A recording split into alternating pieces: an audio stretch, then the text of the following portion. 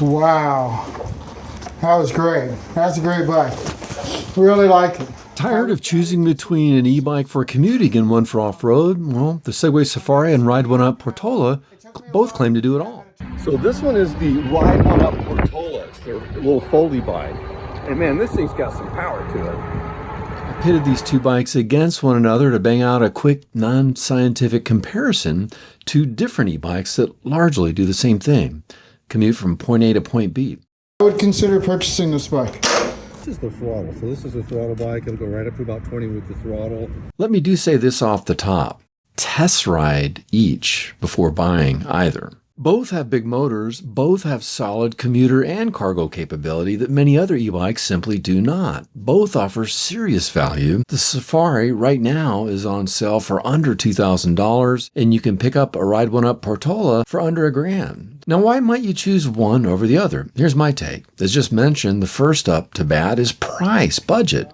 The Portola at $1,000 versus $2,000, sale price that is, for the Xafari. Now, if you want style or aesthetics, that's subjective. Do you want a big bike? Do you want a smaller bike? It's got a 750 watt motor. I tend to like something more compact that fits easier into vehicles, easier to get in and out of the house, to work, etc. Because I do like it. Bigger riders, probably the Xafari, whereas a smaller rider, the Portola. Segway Xafari with an X. The Xafari takes the checker all day long for technology. It's got a lot of it. Just about 20 miles an hour up a hill here in San Diego. It's a pretty steep little hill. Multimodal transport, meaning trail to trolley to office, and then maybe the same in reverse back home. I'm not sure you can even bring a Xafari on any public transport. It's just too big. Also, a Xafari may not fit into a regular bike rack because it has really big tires. Now, for apartment dwellers, if you have limited space and storage, the Portola all day long. Portola, it's a foldable. Lower upkeep, also the Portola. It's going to have cheaper maintenance costs. For rougher terrain, that's going to be the Xafari again with its full suspension. I like the full suspension. I like the tires, the fenders, the rack. Ride1Up Portola, it's a foldable. If you live in San Diego, also the Portola. Why is that? Well, Ride1Up is based in San Diego, which means easy test rides, easy maintenance, and quite possibly a better price because you can just go straight there and pick it up and even negotiate just a little bit. It's just right.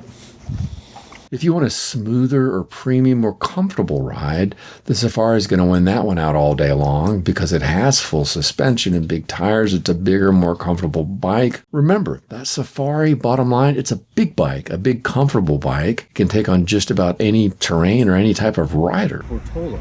You can press the button there. The Portola, it's not designed quite so much for that.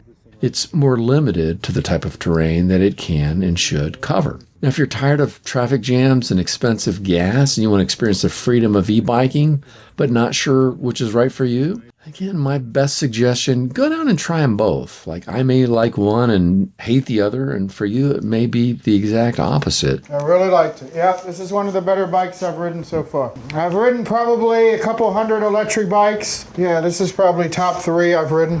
Right now I'm just all throttle. I'm going up a hill on the throttle, going just about 20 miles an hour. It's really best to get on one and see what your experience is. Hope this helps.